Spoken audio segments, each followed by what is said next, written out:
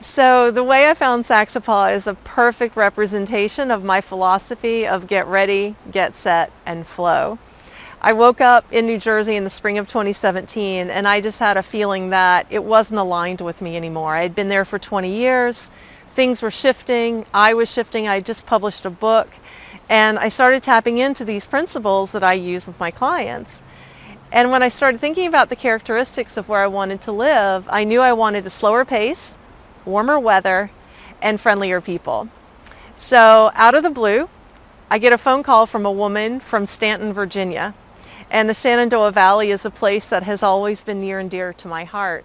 So in Inspired Action, I took a road trip down to Stanton, Virginia, and I said, oh my gosh, this is exactly where I need to be. I met people in town, I was making connections with businesses in a very short while, and I'd even found a storefront that had an apartment above it for my business. When I went down on vacation a few weeks later, everything fell apart. The man withdrew the offer for me to rent the space, and the people I had met with before who seemed really friendly and connected, things got a little wonky with that. So I had to look at it. Why was this feeling wonky? Why wasn't this no longer aligned?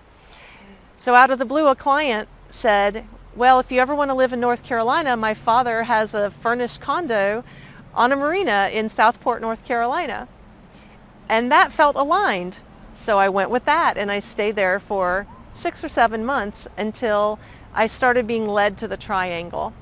A colleague referred me to a massage therapist, and when I told her what I was looking for, which was a small community, living in a cottage on a body of water, she mentioned Saxapahaw.